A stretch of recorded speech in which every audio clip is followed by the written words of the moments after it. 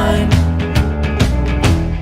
I'm a slave to work, I'm only living when I walk amongst the other stuff. I'll catch up with the office when I'll be in bed by night. My curtains drawn, my thoughts composed, I get to work on time. She gave me some dictation, but my strength is in administration.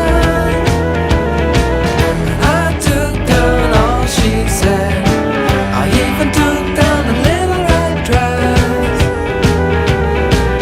We need to talk, step into my office, baby. Wanna give you the job, I'm pushing for a raise, been pushing out for days.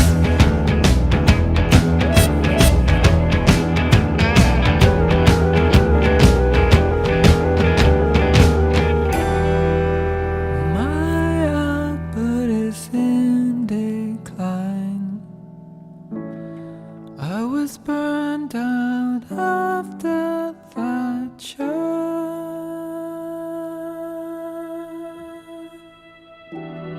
My banner I laid down with a sigh.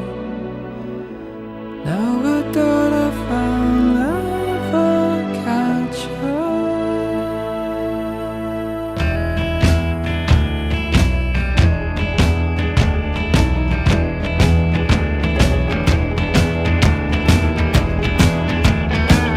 I've got to change my ways, dress for business every day.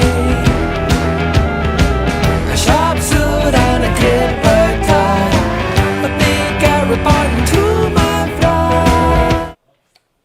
All right, so to continue from last week, we were looking at loops, and we just had some miscellaneous stuff to cover because of the difference of between the two languages. But for example, in Java, there's yet another loop. We covered for loops and while loops, which are exactly the same in both languages. But there's also a do while loop that is supported in both languages that I tend to omit, just because it's a little bit more error prone, but also to keep things simple. But there's such an awesome loop in Java that we cannot skip it. It's called the enhanced for loop, or sometimes, I don't know why they called it enhanced for loop. It's basically a for each loop, that allows you to iterate automatically over a collection, right? This is like either an array or a list, etc. Right? We haven't talked about collections except for example, arguments, args that are given as command line arguments in the program. That's going to be we're going to hold off on that for much later. But I did want to show you an example so that you can understand that there are other things like enhanced for loops. We do not use the keyword for each. There are programming languages that use the keyword for each. Or Python has a for each loop. In fact, that's the de facto for loop in Python. For X in a collection. But we use different syntax over here. Let me go ahead and give you an example with just a basic array, right? So if I can create an array like this, 2, 3, 5, 7, 8, 9, 10, 11, 13, 15, 16, 17. All right, there we go. All right. Now, normally what I would have to do is have what's called an idiomatic for loop for this. For int I equals 0, I is less than, primes.length is how you get the size of an array in Java, I++, right? And I can go system.out.println. I want to get the ith element, so prime sub I, and I'll just print that on one line, right? 1 to a line. And you can see that it iterates over each element, 2, 3, 5, 7, 11, all the way up to 17. But that's because I'm using this index variable here. Did I actually use the index variable other than to access the ith element from that array?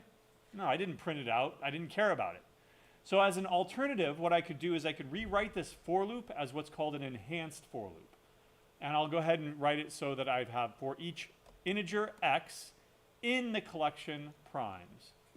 It's read exactly how you would read it in, say, Python or another programming language for each element x in the collection, and then whatever the collection is. But the syntax is as follows. For, and then that's the type. X is a variable that gets updated automatically. So x will take on the value 2, then on the next iteration, it will take on the value 3, 5, 7, etc. It takes care of those details for you. Instead of having to access the ith value and place that into a variable x, x is automatically updated. And I can simply just print it out. There is a colon here separating. In Python, you would say have the keyword in instead, but here we have a colon. And this is a collection. This is either an array, a list, a set, things that we'll get to much later on. Let me go ahead and show it you that it's the exact same behavior. It automatically iterates through these elements right here.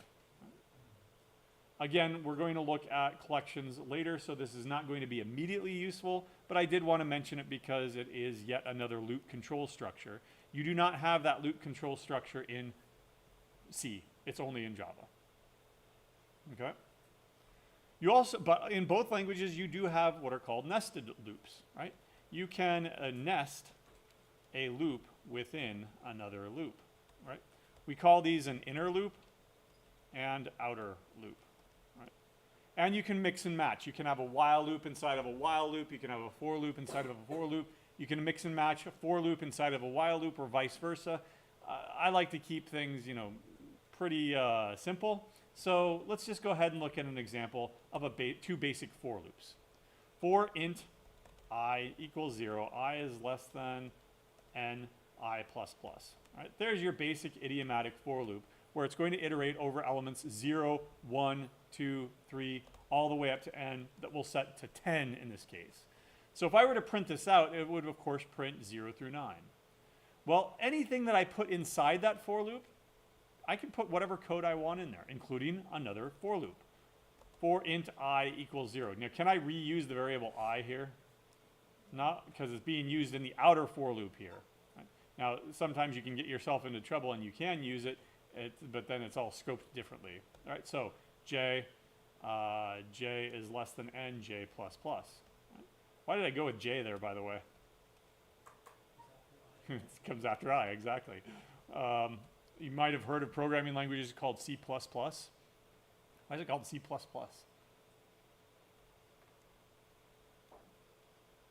Oops. C++, what does that do?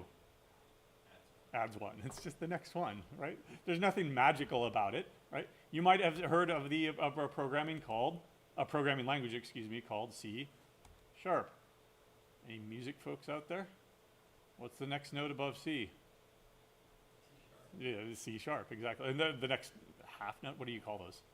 Quarter notes? What? I don't know. Staff notes, whatever they are. C# is the next one, right? Why is C even called C? There was a language before it called B, BPCL. We're not that creative here, right? So why did I go with J? Well, it was the next one, right? And if I were to go another loop within a loop, but I'm not going to do that, I would use K, right?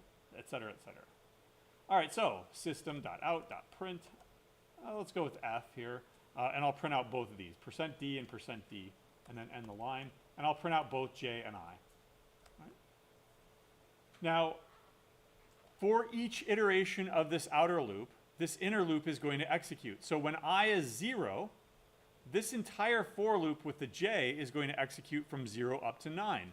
So I'll have 0, 1, 0, 0, 1, 0, 2, 0, 3, ... 0, 9. After that, I gets incremented to 1. And I'll repeat the entire process over again. 1, 0, 1, 1, 1, 2, 1, 3, 1, 4, ... all the way down until they're both 9, 9. So there's lots of stuff being printed there, right? For each value of I, 0, 2, 1, 2, 3, 4, right? I'm iterating through all 9 of those things. Predict how many lines actually got printed here. So I executed this 10 times. For each of the outer times that I did it, and I executed that 10 times, so 10 times 10 is going to be 100. Int counter equals 0. It's not a trick question, right? Counter plus plus. And then let's, at the end of this, system.out.println, counter is equal to plus counter. There. So, did we execute 100 times? Yes, we did. What if I bump this up to 100? 100 times 100 is going to be 10,000. Okay. What if I bump this up to 1,000? 1,000 thousands are called, call them millions, right? Wow. Let's get there finally, right? So it took a few seconds here.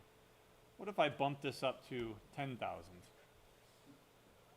10,000 10,000s are called billion? Is it right? 1, 2, 3, 1, 2, 3, million, 100 billion or something like that. I don't know. But in any case, here. 1,000s without the 1. Separate everything. 1, 2, 3, 1, 2, 3. There we go. 100 million. There we go.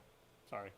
All right. And then if I bump that up to, say, 100,000 or a million, right? There, millions. Should I expect that to execute anytime soon? Probably not, right? In fact, let's go ahead and stop this. This is not an infinite loop, right? It's just extremely inefficient. The inefficiency comes with here, with the input and output. All computers are I/O bound, right? Which means that the most expensive thing that you can do in a computer is to output something, dump something to disk or dump something to a screen or something like that. If I take that out, it would probably actually be, yeah, save. There we go. It would actually be almost instantaneous. Why did I get a negative value? Yeah, overflow, right? 1 million 1 millions is a billions, right? Let me go ahead and change this. Big integer n is equal to, actually no, I don't want that. I want that to stay there. I want the counter to be a big integer. A big integer is something that can be arbitrarily large, right? Why don't we use it then for all of our numbers? Well, because it's expensive, right? It's going to be all done in software instead of hardware. So I'll set this to big integer dot 0 to start out with. And I can't use these basic structures, plus plus, anymore. I can say counter is equal to counter dot add big integer dot 1. There we go. So much more verbose there, right? Let's go ahead and output it and see what it looks like. Now that I'm actually doing something instead of just plus plus, you can see how inefficient it is now, right? Versus just the plus plus, the hardware version of it. I have no idea how long this is going to take. We'll go ahead and let it run in the background and let's see how long it does take. But I'm obviously not doing anything big here, doing anything important here. But the takeaway is that anytime that you have nested loops, that should be, alarm bells should be going off in your mind. Because you have something that is growing what's called quadratically. N times n. If I wanted to look at this not as 100 times 100 or 1,000 times 1,000, I'm going to look at it as n times n. Right? Now, as n goes up, the number of things that you do goes up by a square. Right? And think about that. Think about the x squared, what the graph of that looks like. Right? It's not linear. It's not this nice slopey thing here. It is jumping up like this. It's certainly not exponential, so you're okay on that front, but it's still not really acceptable in today's world, and even on today's computers. It's still running. We'll go ahead and let it run, right? But I can go ahead and give this to you as Java, right? Java. There we go. All right. So be careful. Generally, nested loops are inefficient, right? Sometimes they are necessary, but 3 or certainly more loops, rethink what you are doing. Right? If it's small inputs and you're only going to ever be 10, 20, 100, fine, right? That's going to be done in an instance, instantaneously. But if you are an even moderately large big data, right, it ain't executing in your lifetime. Right? So this isn't even going to execute in our class time here. What did I set it on? 1 million, 1 million? So whatever that is, trillion? Yeah, there's no way. I'm going to have to kill it eventually here. Anyway, those are nested loops. What I wanted to do with the remainder of our time is maybe a little bit of exercises. Right? So the exercise that I like to do in the 8th section is to do something a little bit mathy, and then we'll do something a little bit less mathy. But one observation here is that like maybe 5-10 years ago or something, I made an effort to try to have a variety of exercises. One from engineering, one from math, one from finance, one from whatever. And a student made the observation, all we ever program is math. And I go, bingo, what did you just realize? Everything is math. Why? Because everything is a model, everything is a process, everything is a number at the end of the day, right? So we're not going to get away from it. But this is pure math, right? This is pure statistics right here. So what does an arithmetic geometric mean? A mean of two numbers, an arithmetic mean, would mean that you add the numbers together and then you divide by 2, right? For example, 24 and 6. The average of those is 15. A geometric mean would mean that you multiply them together and take the square root. And it has different interpretations. In this case, it would be 12. An arithmetic geometric mean looks for something in between, all right? And this is guaranteed to be in between those things. But it's a process. It's not simply one formula. What you do is you have x and y. You start out with x and y here. And then you set up a sequence.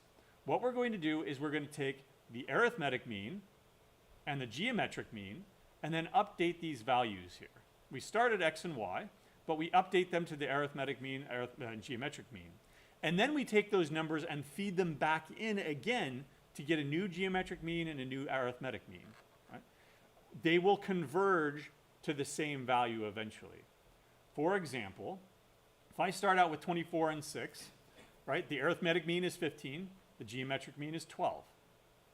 I will feed those back in and take the arithmetic mean of 15 and 12 and the geometric mean of 15 and 12. Right? And you can see that these are getting very, very close. They start out far apart, right? 24 and 6, 15 and 12 is closer. 13.5 and 13.41 ... are closer, right? Until you get down to a convergence very, very quickly here, right? So I wanted to model that in, say, C. Right? Now we already have a ready-made test case here, 24 and 6, and somebody already did these numbers for us, so let's go ahead and use those. Right? And by the way, it's not defined for negative values, it's only 2 positive reals. Okay? So this is a great test case because it'll allow us to determine if our code is correct. It's not always integers. You could have x being 24, right, and y being 6. There we go. Right. That 0.0 is not strictly necessary, but driving home the point that they are floating point numbers, doubles. Okay?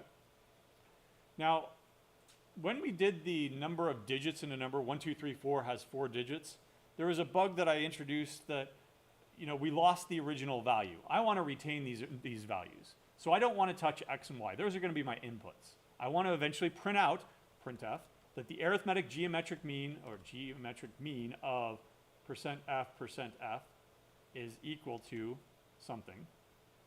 There we go. And I want to output x and y. So I don't want to change those, okay? What am I going to do to model this, though? Right? So A1, G1, I need at least 2 variables there. On the second iteration, I need 2 more variables. On the third iteration, I want 2 more variables. Should I be defining an infinite number of variables, or even just 100 variables? If I define 100 variables times 2, right, 200 variables, then that means that I can only run for 100 iterations. Right? So let's not do that. Let's do something else. Right? Let's come back up here and look at the sequence here.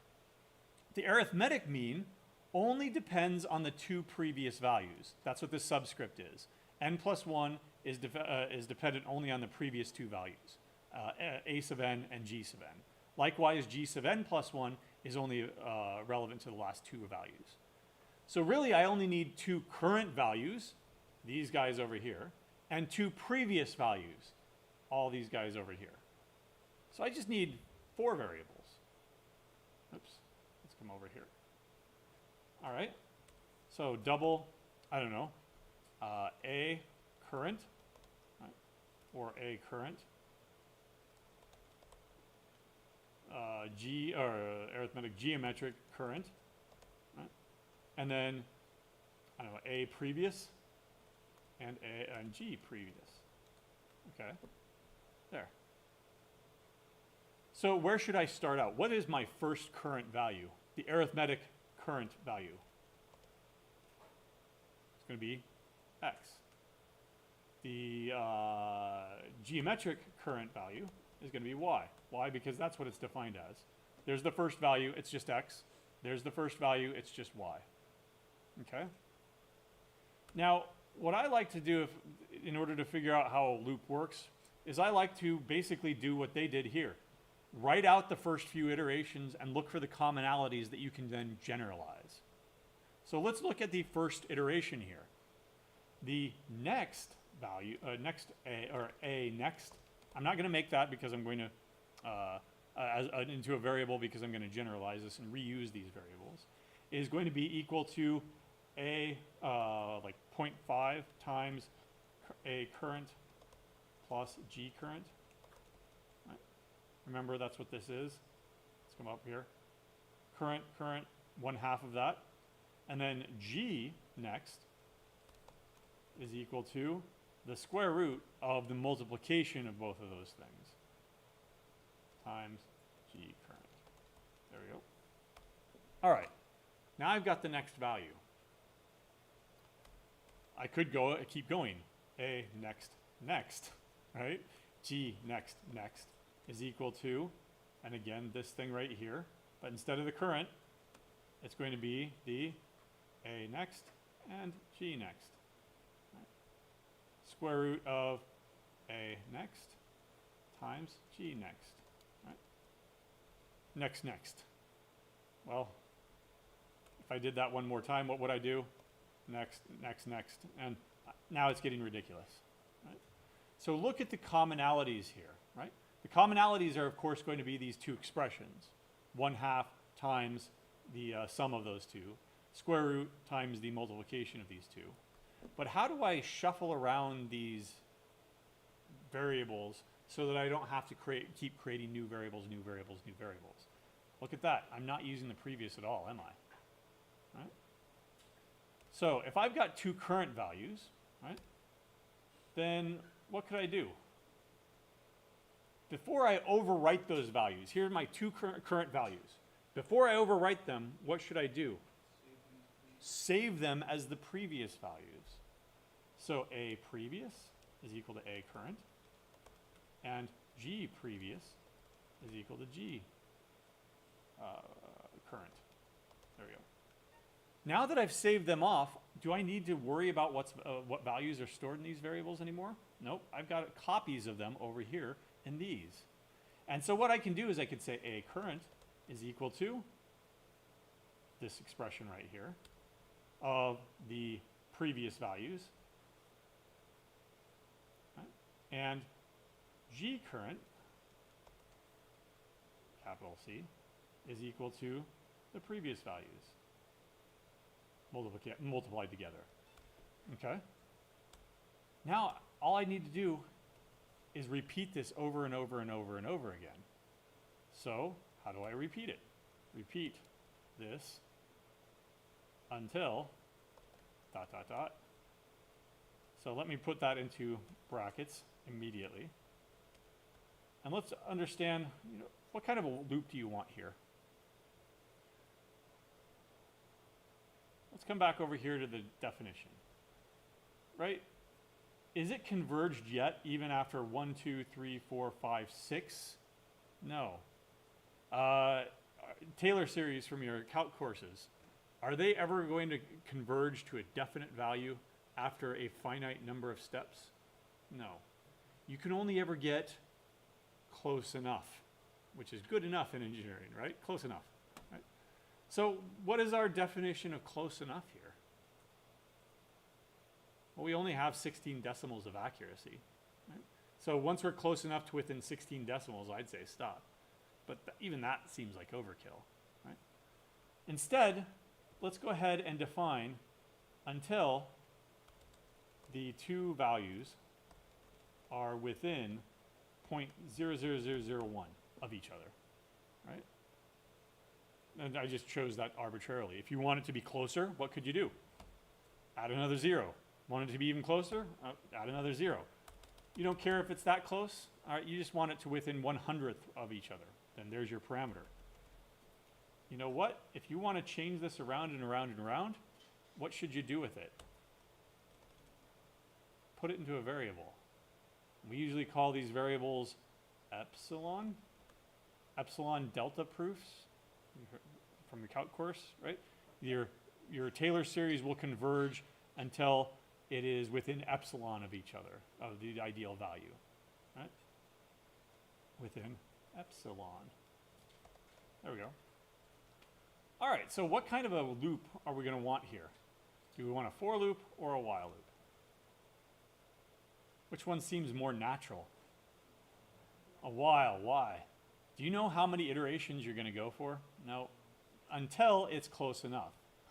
While the two values are the difference between the two values are greater than or equal to epsilon, do the following. Right? I just read that in plain English. Translate that to code now. The difference between the two values, A current minus G current, right? If the difference is, what did I say?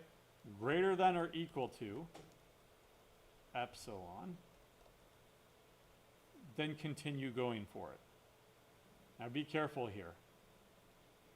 Think about your calc situations, right? You're getting closer and closer and closer. You can have small perturbations that, you know, they leapfrog each other. What is it called?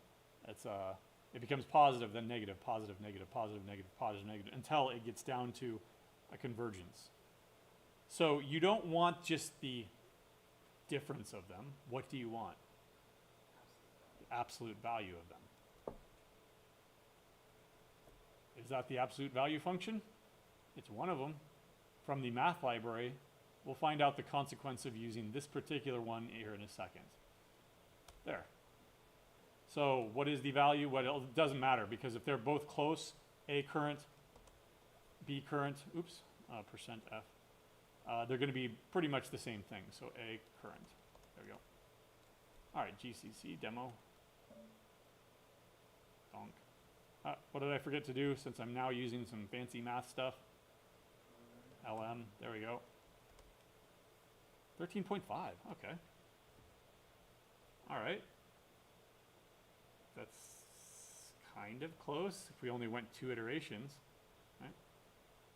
Okay, maybe it's just not accurate enough. Add some zeros there. 13.5.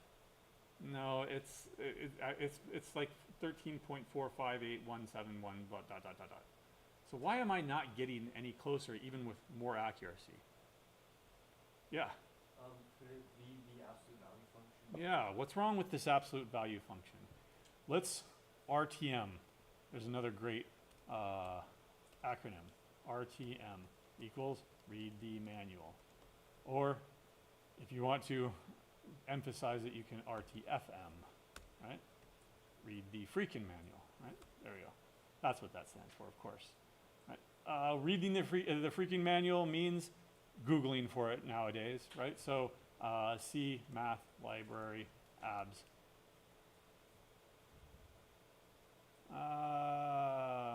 Okay, this is probably better. Abs, labs, labs, IMAX labs, what? Why do we have so many abs? Right? What is abs for? Integers. So what's going to happen if I say take the absolute value, abs, of 13.5? What is that going to give me?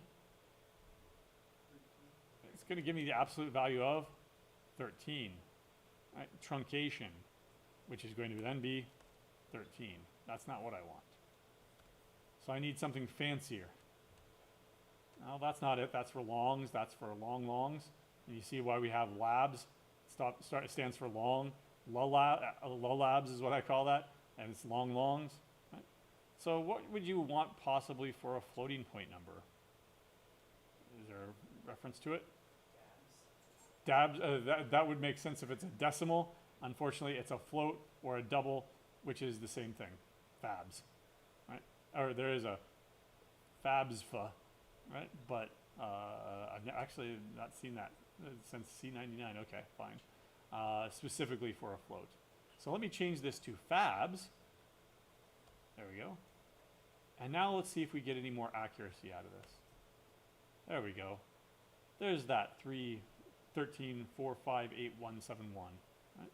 And I'm only going out 6 decimals, but I've made it even more accurate than that. Right? Okay. So that was one example. Right? Again, is that enough? Probably not. You'd probably want to formalize this a little bit more, write an actual test suite for it, and eventually you'll want a more formal unit testing framework to do something like that for you. But how do I go about doing that if I don't have anywhere to start it with? Like, for example, if I just put in these 2 numbers that I just mashed my keyboard on, right? And okay, how do I know that that's correct or not?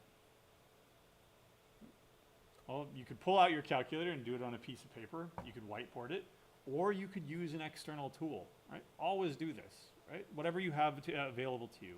Online AGM calculator. I'm sure that we can find one here. There we go. Looks like I've looked at it before. 4320. There we go. What was my other one? 3892. There's another one. Right, calculate mean. 1701 722. Ah, good. Yep. That looks good to me. Right. Again, how do you formulate test cases? You do it generally before you even code, right? You come up with an input and that you want to test and say, what should be the output? You write that down as either on a piece of paper, as a formal unit test, or as an ad hoc test or something like that. And then you go and run your program on that input. And then you have the expected output and the actual output. Do they match? If they match, that test passes. If they don't match, that test fails. Right? You want all of your tests to be passing. Okay. All right. I'll go ahead and put this into the notes just so that you have it. But I am reasonably convinced, 95% convinced, that that was correct. And by the way, what would you do differently in Java? Let me go ahead and just cut and paste it. And you tell me. What's different in Java? Everything that's being highlighted there. There's no fabs, there's math.abs. Right? Oops, before I do that, .abs. Do we have fabs, labs, lalabs, fabsfa? No. In Java, we have something called function overloading. That's something that we'll talk about much later on, where we can have a bunch of different functions, all with the same name, but they take different types. One takes a double, one takes a float, one takes an integer, right? But we don't have to rename our functions all over, fabs or labs or whatever, right? It's more modern programming language concept, function overloading. C is much older. C, you do not have function overloading. As a consequence, anytime you need a similar but different function, you need a different name. Slap an L on it, slap an F on it, right? Whatever. Math dot, there we go, and system dot out dot print F. Is there anything different at all? No. For the most part, most of the stuff that we've covered up to this point, there's really no difference between these two languages. And that is actually by design. The Gosling The guy that created Java, one of his design principles was that it had to look familiar. So it was like 90% C-like. In fact, we have a term for this, C syntax, or C-like syntax. Right? C sharp, Objective-C, C++. All of these things have the C syntax. Right? That's why if you learn C, you can pretty much learn a half a dozen languages with very little in the way of thought. Right? Okay. Any questions? Yeah. So why is use of a current like this like arithmetic value? Like I feel like if you only ran that once, it would just give you the average. Is it like repeating it multiple times? Yep, it's repeating it until those two values become close enough. In fact, now that we've got it over here in Java, let's take a look at the actual run of this. Let me go ahead and set a breakpoint there and then go into debug mode. Yes. All right. So what is, once it comes up, what is a current? Well, here, you know what, let me reset these to the two lower values so that we can see it in action here. There we go. All right, so there's current 24 and 6, right? When I go through this first iteration, they get updated to 15 and 12. Just like the Wikipedia page shows here, 12 and 15, 15, 12. Right? When I go through this a second iteration, those two get updated yet again. Come on. What happened to my, oh, come on. All right, fine. Huh. All my, all right, I'm going to have to restart this now. There we go. My buttons disappeared for some reason. 24 and 6, there we go. 24 and 6, 15, 12. When I go through this the next time, right, it gets updated yet again. Right? Now it's 13.5 and 13.41. They're even closer, even closer. But are they within 0.00001 of each other? No. They're within 0.1 of each other, but they're still not close enough. So let's iterate this again. There. Ooh, they are really close, but are they close enough? Nope. Now they're within 10 thousandths of each other. Right? There we go. There we go. And ooh, that looks, I think that's close enough right there. Let's find out. If I hit this next button, then it'll break out of this loop because those two values are so close. Right? Yep, they got close enough. They're not exact because they'll never be exact because that's how convergence works. But they are close enough. All right. 15 minutes left. I don't know if we're going to get through this, but that's okay. We can continue it next time, or I'll let you complete it on your own since it's basically the reverse of your hack this week. So hopefully we know how loans work. Unfortunately, you sometimes have to take money out to buy a car or something like that. So if you took out $10,000 to buy a used car, right, then you would be taking that loan out over a certain period, right? Usually 5 years. If it's a mortgage, it'd be 30 years. If it's a personal loan, it might just be 2 years or something like that. Well, the bank or whoever's loaning you the money is going to charge you interest, say 5% interest. And they're going to be expecting you to pay it back month after month after month, right? They're going to charge you they're going to charge you interest annual, which is usually on an annual interest rate, but they'll charge you monthly interest. It compounds almost daily. We've got a nice little formula here that says how much should you pay each month in order to pay for both the interest and the original principal, the $10,000 that you borrowed. And that's just this value right here, finance. Finance. Actually, what is it really? Math, right? But the finance people would just look at this and go, yeah, that's right. Somebody came up with that. Well, a mathematician came up with that and then gave it to you, and you've just been using it blindly, right? The rate is per period. So for example, we pay monthly, so there are 12 months in a year. So 5% over 12 months is going to give us some value here. That's the rate, right? At $10,000, that's the original principal. 1 minus 1, same rate, monthly interest rate over here, raised to the negative 60. Why 60 here? If I'm paying it over 5 years, then how many monthly payments are there? 60. That's $188.71 a month that I need to pay down on this auto loan. Here's what the table is going to end up looking like that we need to produce. Right? It's called a loan amortization table. Okay? Now, I've not written the entire table, so let me go ... Hopefully you understand what that is. That's an ellipsis or something, right? That's just saying, I'm not going to print out all 60 lines for you. I'm just going to print out the first six of them so that you see what it looks like. Month 1, 2, 3, 4, 5. What does the activity look like? Well, here's our balance. We start out with owing the bank $10,000. There's going to be a certain amount of interest here, $41.67 in that first month. Where did I pull that out of?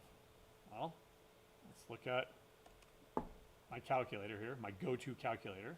I've got $10,000 borrowed at 0.05% interest, or 5% is 0.05, but I'm only paying it every 12 months. So that gives me how much interest I owe in the first month. $41.66. But can you divide cents? Nope. So what do we end up doing over here in our table? I rounded to the nearest cent. Okay? Well, I'm paying $188.71, but $41.67 of that cents goes to the interest. So the remaining $147.04 goes to paying back my loan. And when I take off $147.04, I'm left with $9,852.96 that I owe still. The process repeats month after month after month. Right? You can see that I'm paying down the loan each month. Because I'm paying down the loan by a certain amount each time, the amount of interest that I pay also goes down. This is why it's called amortization. Right? It's not that I'm paying $50, $50, $50, $50 every single month. I am paying less and less and less of that loan over time in interest, and more on the actual principal. Otherwise, I would never be making progress. Right? Or basically, then at that point, it's usury, and it's illegal, right? Or you're paying a loan shark or something like that, right? Eventually, you're going to get down to where the principal ends up being 0 after how many months? 60 in this case, okay? Hopefully, right? And then at the end, they charge you a whole bunch of fees just to get the last dollars out of you or something. No. It is actually, I believe, federally illegal to not allow you to pay down a loan quicker. So you could actually pay this down quicker if you wanted to. Right? All right, there is the setup. Do we want to do this in C or Java? Not really going to matter all that much. Why? Because the syntax is going to be virtually the same. So let me go ahead and create some variables here of all of these things that go into this, say, monthly payment right here. The rate, the principal, or the origination amount, the rate again, and then N here is going to be the number of months. Right? So double principal. Right? I'm probably also going to want, I'm going to set that immediately to 10,000. Maybe I read that in from the user instead. I'm also probably going to want amount for balance, right? Because that balance is going to change, but the principal, the original principal doesn't, right? We've seen this pattern now at least 2 times, where I've got input values that I don't want to muck with because I eventually want to print them out. Right? Instead, I use another variable, in this case balance, to take on that value. Now, I won't hard code it, I'll just take on the value of balance there. Okay, nope, that's not what I wanted. Oh. Darn my quick key. To close out a tab, what is it? Apple or Control W, right? But that does it for the browser and not for the tab within the IDE, which is what I wanted to do. There we go. Sorry about that. There we go. Came back pretty quick there, though. All right. My interest, double. Oops. Double. Annual interest rate. Or we also call that the APR. Which one is better in general? Probably writing it out. But if this is a financial application, I'm already using principal, right? Not principal, right? And balance and all these terms of art that are used in the area. Maybe I have an argument here for saying APR is fine. Annual percentage rate. And that's going to be 5%. 5%.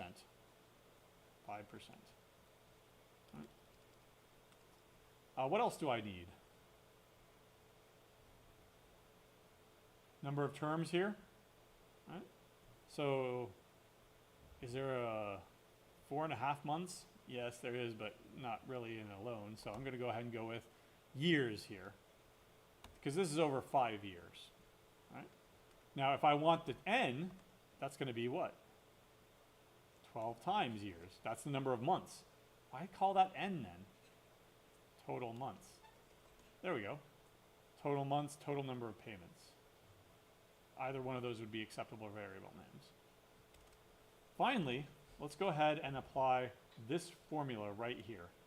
Now we're going to be a finance major and not even worry about how is that formula derived. I don't know, it's just in the book.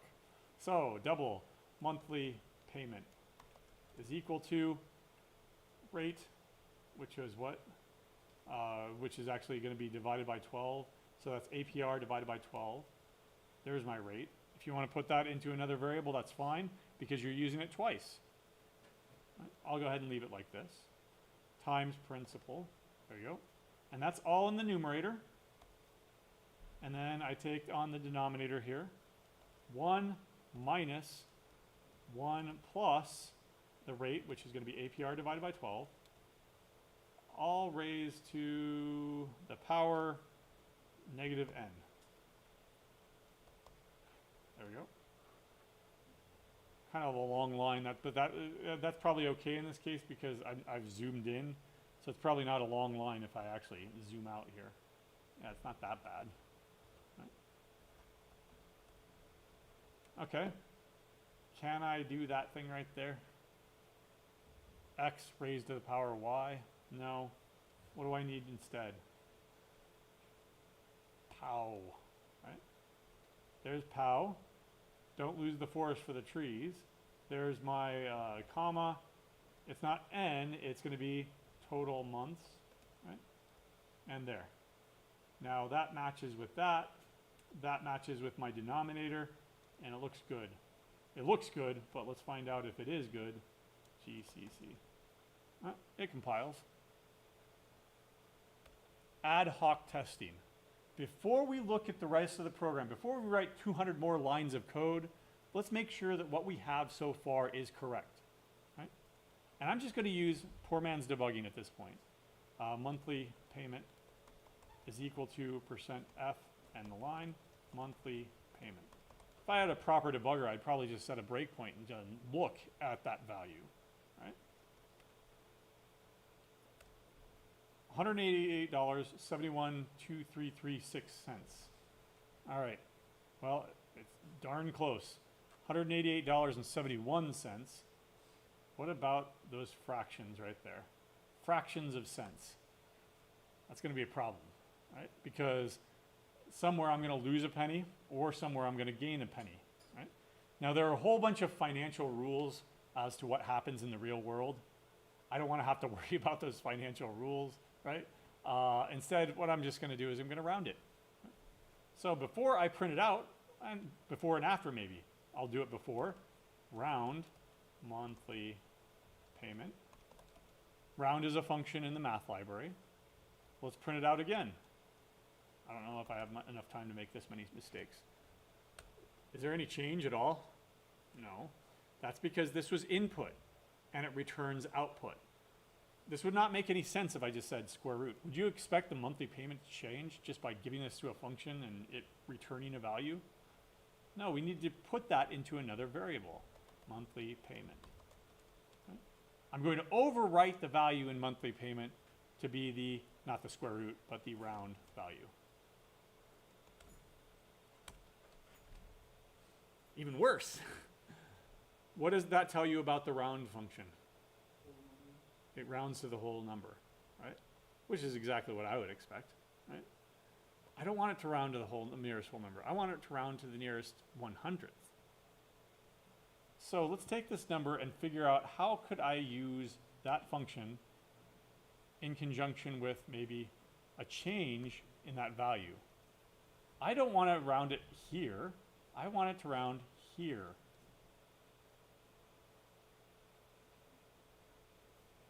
Well, what am I saying? I want to move that period over here so that it works. What did I just do mathematically? I multiplied by 100. There we go. Oh, my first monthly payment is more than the entire loan amount. So if you're going to multiply by 100, then round, what then do you need to correct for? Divide by 100 after you're done. Right? There, that's what I want. Now that I've rounded to the nearest cent, now I can proceed, but we don't have enough time. In fact, this seems like such a useful utility. Doesn't math have like a round 2 cents? No, it doesn't. Why? Because that would be a very niche use. Round, however, square root, sine, those are general use. Everybody would want to use those at some point. Well, if you want a round 2 cents function, then you can make it. And you can put it in your own math library. And you can have your own fancy stuff that you can reuse everywhere. And that's actually going to be the next topic after we're done with loops. If you want to, we can finish this on Wednesday, or we can move on to functions, writing our own functions.